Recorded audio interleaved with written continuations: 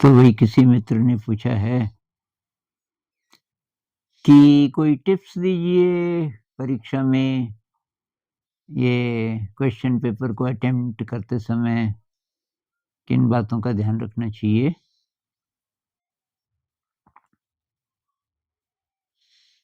तो मेरे मन में एक बात आई कि जितना भी हमने पढ़ा लिखा होता है, जितनी चीजें आपने पढ़ी हैं, तो कहते हैं कि वो हमारे सबकॉन्शियस में सब है।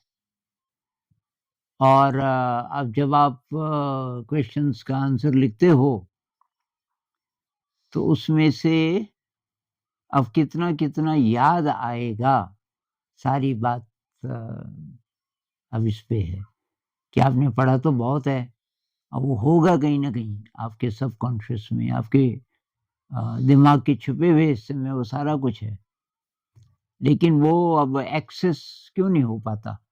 बहुत बार याद ही नहीं आता ना, आपने बहुत पढ़ा और अब परीक्षा में वही सवाल आ गया जिसका उत्तर तो आपको पता था, एन मौके पे आप भूल गए, और इस कारण से जरा जरा जरा करके हमारी परफॉर्मेंस खराब होती रहती है।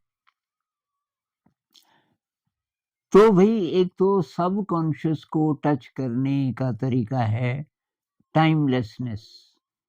आप टाइमलेसनेस में पहुंच जाओ, मतलब ये जो सोचने विचारने वाला मन है कुछ देर के लिए एकदम चुप हो जाए, एकदम स्तब्ध हो जाए। ये होगा मेडिटेशन के अभ्यास से। अगर आपने पहले से अभ्यास किया है तो जिन लोगों की परीक्षा मतलब 1 महीने बाद है अभी, तो उनके पास टाइम है, आप मेडिटेशन का अभ्यास कीजिए। बहुत लंबी सिटिंग की जरूरत नहीं है, इतना टाइम आपके पास होगा भी नहीं कि आप 1 घंटा बैठ जाएं, क्या पता आधा घंटा भी बैठ पाएंगे कि नहीं। छोटी सिटिंग्स 5 मिनट की, 7 मिनट की, जब जब आप ब्रेक लेते हो पढ़ाई से उस समय ये प्रैक्टिस करो मेडिटेशन की।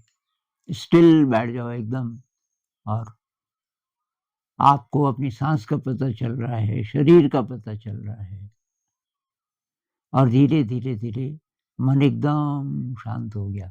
सब भूल जाओ, पास्ट फ्यूचर सब खत्म। उसी को मैं टाइमलेसनेस बोल रहा हूं कि जब जब आप टाइमलेसनेस को छू पाते हो तब तब आप अपने सबकॉन्शियस को भी छू पाते हो। तो अगर आप टेंस हो रहे हो, आप ध्यान भी कर रहे हो और आप बोल रहे हो ये थॉट्स कब ये खत्म होंगे, मेरा मन शांत होगा और तब मैं एक्सेस कर पाऊंगा, ऐसा करने का मतलब है कि आपका ये जो कॉन्शियस माइंड है जो बाधा बनता है सबकॉन्शियस में पहुंचने में, जो बाधा बनता है, आप तो और भी ज्यादा उसको एक्टिव बना दे रहे हो। कुछ नहीं, कोई उद्देश्य नहीं उस समय भूल जाओ आप कि आपको सबकॉन्शियस को एक्सेस करना है, कुछ नहीं। मन को एकदम शांत कर देना है, आपको टाइमलेसनेस के जोन में पहुंचना है। ये अगर आप अभ्यास करते रहे, अब आप बैठ रहे हो परीक्षा में, अभी क्वेश्चन पेपर आने में मान लीजिए 10 मिनट है तो 10 मिनट हैं तो अभी ये टाइम है आपके पास, उस समय आप ध्यान कीजिए। आप आंखें बंद नहीं करना चाहते तो आंखें 45 डिग्री पे नीचे, और पेरिफेरल विजन, मतलब आप आंखों के किनारों से कितना देख सकते हैं वो देखिए बिना आंखों को मूव किए हुए। तो वो रिलैक्स्ड स्टेट है, मतलब आपके विजन की रिलैक्स्ड स्टेट। आंखें करीब 45 डिग्री पे हैं और बीच में नहीं कर रहे आप फोकस, आप पूरा ही विजन देख रहे हो और किनारे ज्यादा देख रहे हो, जो जो दिखाई दे रहा है उसका किनारा।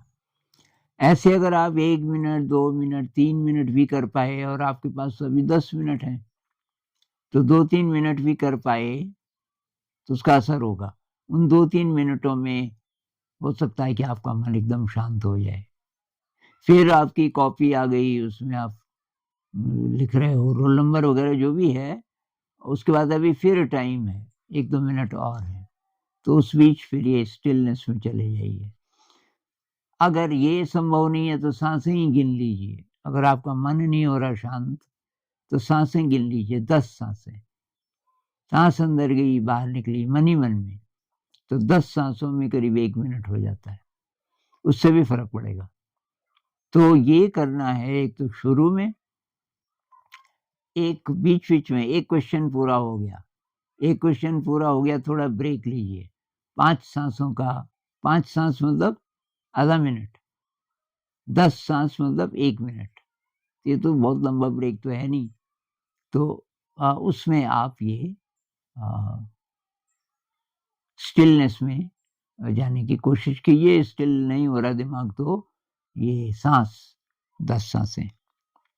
अच्छा, इस तरीके से करते-करते फिर जो ईज़ी है जो क्वेश्चन, उसको पहले कीजिए। अगर आपके पास ये चॉइस है कि कोई भी सवाल आप पहले कर सकते हो, पता नहीं अब आजकल कैसी-कैसी परीक्षाएँ होती हैं। हो सकता है कहीं-कहीं चॉइस ना हो, ऐसा हो कि भई लगातार करना है। पहला सवाल पहले, दूसरा, तो अगर ऐसा है तो तब तो ये नहीं हो सकता। पर अगर ऑप्शन है कि कोई भी सवाल भई आप पहले कर सकते हो, तो जो ईज़ीएस्ट है उसको उठाओ पहले। अच्छा, दूसरी बात कि उतना ही लिखो जितना ज़रूरी है। जैसे डिस्क्रिप्टिव सवाल होते हैं ना, जिन लोगों के पास लिटरेचर है, पॉलिटिकल साइंस है, ऐसे वाले जो हैं, और साइंस वाले शायद बहुत कम होते हैं। ऑब्जेक्टिव टाइप क्वेश्चंस आजकल क्या पता ज़्यादा होते हैं, तो उनमें तो ये बात है नहीं लिखने वाली ज़्यादा। लेकिन अगर डिस्क्रिप्टिव है तो फिर पहले जो आपको अच्छी तरीके से आता है, जिसको आप लिख सकते हो, उसको पहले चुनो, और कितना टाइम लगाना है उस पे। कोई-कोई चीज़ हमको बहुत अच्छी तरीके से आती है, तो हम उसमें बहुत ज़्यादा लिख सकते हैं, वहाँ खतरा है। बहुत ज़्यादा नहीं लिखना, फिर टाइम नहीं बचेगा आपके पास और चीज़ें करने का। तो उसका एक सीक्वेंस बना लो जल्दी से, उसमें 1 मिनट भी नहीं लगता। क्या-क्या लिखने वाले हो आप? पहले ये लिखेंगे, फिर ये लिखेंगे, फिर ये लिखेंगे, ऐसे जॉट डाउन कर लो सारी चीज़ें। उनमें फिर देखो कि कौन-सा सीक्वेंस, जिस सीक्वेंस में आपने लिखा है, वही सही है कि आगे-पीछे करना है। ये सारी एक्सरसाइज़ 1 मिनट, 1.5 मिनट में हो जाएगी। उसके बाद आप उसको लिखो, तो उसका फ़ायदा क्या होगा कि आप दोबारा नहीं लिखोगे किसी चीज़ को। एक जो डिस्क्रिप्टिव सवाल हैं, उनमें जो बिगिनिंग है, जो एस्से टाइप होते हैं खासकर, बिगिनिंग बहुत इम्प्रेसिव होना चाहिए, और जो एंडिंग है, वो उससे भी ज़्यादा इम्प्रेसिव होना चाहिए। क्योंकि जो एग्ज़ामिनर है वो बिगिनिंग को पढ़ेगा ज़रूर थोड़ा-सा, अगर पढ़ने लायक है तो। अगर वही स्टीरियोटाइप्ड है, जैसे और लोगों ने लिखा है, वही आपने भी लिखा है, तो तब नहीं। इसलिए बिगिनिंग बनाइए नया आपके शब्दों में। तो वो ऐसा बिगिनिंग जो ये पढ़ने वाले ने कभी देखा ही ना हो। जो एग्ज़ामिनर है, ये इवैल्यूएट जो करेगा आपके प्रश्नों को, तो वो बिगिनिंग एकदम नया, नए प्रकार का, एंडिंग उससे भी ज़्यादा इफ़ेक्टिव, क्योंकि नंबर वो तब देगा जब आखिरी 2-3 लाइनें पढ़ेगा। बीच का पता नहीं पढ़े ना पढ़े, तो बीच का कब पढ़ेगा, ये हेडिंग्स जो आप डालते हो वो इम्पोर्टेंट है। कोटेशंस जो आपको याद हैं, तो कोटेशन ऐसे लिखो कि थोड़ा जगह छोड़ के, जैसे according to so and so. अब यहाँ आपका मार्जिन है, यहाँ से आप हर लाइन लिख रहे हो, तो कोटेशन को यहाँ से शुरू करो ज़रा, थोड़ा स्पेस छोड़ के। हाँ, तो उससे क्या होगा कि नज़र पड़ती है कि भई ये क्या है? तो उसको तब पढ़ेगा एग्ज़ामिनर। इसका ध्यान रखिए। और तो हर क्वेश्चन पे कितना टाइम लगाना है रफ़ली। तो जैसे आपको बहुत ज़्यादा आता है, लेकिन अब टाइम होने वाला है, आप साथ-साथ टाइम भी देख रहे हो, तो आपको थोड़ा तब चूज़ करना पड़ेगा आप कितना इस पे और लिखें। अ, अब जो दूसरे प्रकार के सवाल हैं, ऑब्जेक्टिव टाइप, तो उनमें तो इंस्टिंक्टिवली मेरे ख़्याल से जो आपके मन में आए अ, वो कर लो।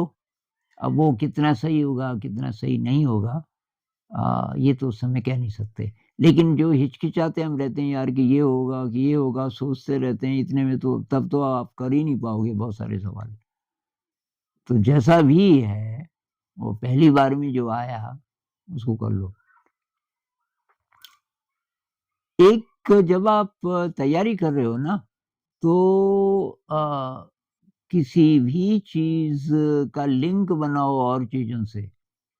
जो चीज आप पढ़ रहे हो उससे रिलेटेड और क्या क्या चीजें हैं, और कोई चित्र हो, आपके मन में चित्र आ जाए उससे रिलेटेड, तो वो याद आएगा वहां। उस इंफॉर्मेशन के आसपास की कोई चीज और क्या है जिससे कि आपको वो और अच्छी तरीके से याद हो जाए, तो उनका लिंक बनाओ। जब आप नोट्स बनाते हो, नोट्स में चीजों के लिंक बनाओ कि भाई ये चीज उस चीज से जुड़ी है, वो चीज उस चीज से जुड़ी है। इससे क्या होगा कि इससे तब ये याद ज्यादा रहता है, क्योंकि वो अब एक चीज याद नहीं रहेगी, पर उससे जिस चीज का आपने लिंक बनाया है वो आपको याद रहेगा। तो उससे क्या होता है कि आपको जल्दी तब याद आ जाएगा। तो ये कुछ चीजें हैं। और भाई इन सब चीजों के पीछे एक तो है कि आपका एनर्जी लेवल कितना है, और आपने कितना रस लेके पढ़ाई की है। आपने ये तो नहीं कि ये यार है तो फालतू का, पर अब परीक्षा पास करनी है तो क्या करें, ये अगर अप्रोच है तो उससे एनर्जी कम रहती है। तो इसलिए मैं बोलता हूँ ज्ञान के लिए पढ़िए। जो जो चीजें आप पढ़ रहे हो, परीक्षा भूल जाओ। परीक्षा में पास होंगे फेल होंगे कोई बात नहीं, लेकिन इसमें ज्ञान है, और ज्ञान है तो आप बहुत बढ़िया तरीके से उसको पढ़ोगे।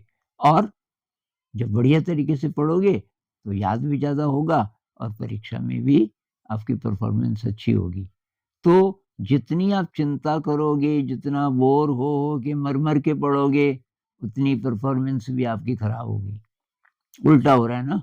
जितना आप परीक्षा को भूल जाओगे, इंटरेस्ट से पढ़ोगे, तो उतना आपकी परफॉर्मेंस भी अच्छे होने की उम्मीद है। और जब आप तैयारी करते हो भाई, लिख के बार बार बार लिख के आंसर दो, बोली बोल के नहीं। परीक्षा में तो लिखना पड़ता है ना। तो आपको कितना आया, अपना जब इवैल्यूएशन हम करते हैं, भाई ये सवाल मेरे को आ गया, तो थोड़ा सा उसके मेन मेन पॉइंट्स लिख लो। तो लिखने से क्या होता है कि और ज़्यादा प्रैक्टिस हो जाती है। तो इन चीज़ों को अगर आप ध्यान रखोगे, एक अभी कुछ दिन पहले किसी ने बोला था कि रामानुजन जैसा चाहिए मुझे दिमाग। अ, तो भाई रामानुजन एक तो परीक्षा की तैयारी नहीं कर रहे थे, उनका तो इंटरेस्ट था बहुत ज़्यादा। वो अगर आप पैदा करो तो वो एक तरीका है। दूसरी बात, रामानुजन का किसी बड़ी शक्ति पे बहुत ज्यादा विश्वास था। ये जो मैं बोल रहा हूँ टाइमलेसनेस में चले जाओ, मेरे ख्याल से तो वो काफी हद तक वहीं होते थे, टाइमलेसनेस में ही होते थे, और वहां से गाइडेंस मिलती थी। तो टाइम में केवल उनका हाथ चलता था। ये जो शरीर है, और वो जो सारंगपाणी मंदिर के प्रांगण में वो जो पत्थर की स्लेट्स थी, उन पे वो लिख रहे हैं, बस उतना काम टाइम में हो रहा है, पर सारी गाइडेंस टाइमलेसनेस से मिल रही है। मतलब अनकॉन्शियस कह लो, कुछ भी सबकॉन्शियस कह लो, उसके टच में है। अब उसी के अलग अलग रूप होते हैं अलग अलग लोगों के लिए।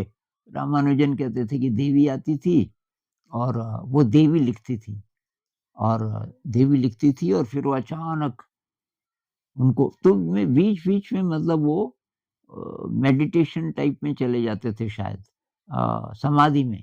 बीच बीच में जैसे समाधि में चले गए, और देवी ने लिखा, खून खून है पूरी दीवार पे, और उस पे लिख रही है देवी। तो अचानक फिर वो बोलता था ये क्या था, उसको सारा याद रह जाता था। तो वो है। या ये जो आइंस्टाइन कहते हैं कि मेरा दिमाग जब कोसों दूर होता था किसी भी कॉन्सेप्ट से, किसी भी चीज से, फिजिक्स से, तब वो आइडियाज आते थे जब मैं समुद्र के किनारे होता था।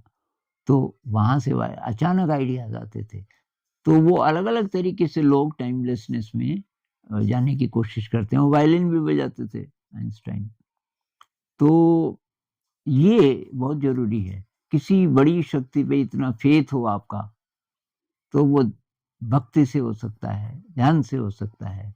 सरेंडर, सरेंडर का मतलब कॉन्शियस ब्रेन चुप हो गया, आप टाइमलेसनेस में चले गए। ये अलग-अलग एंगल से ये जो आध्यात्म से जुड़ी हुई गहरी-गहरी बातें हैं, ये सारी मदद करती हैं इसमें आपकी पढ़ाई-लिखाई में, परीक्षा में। तो इन सब बातों का ध्यान रखोगे, तो फिर देखते हैं कैसी रहती है आपकी परफ़ॉर्मेंस।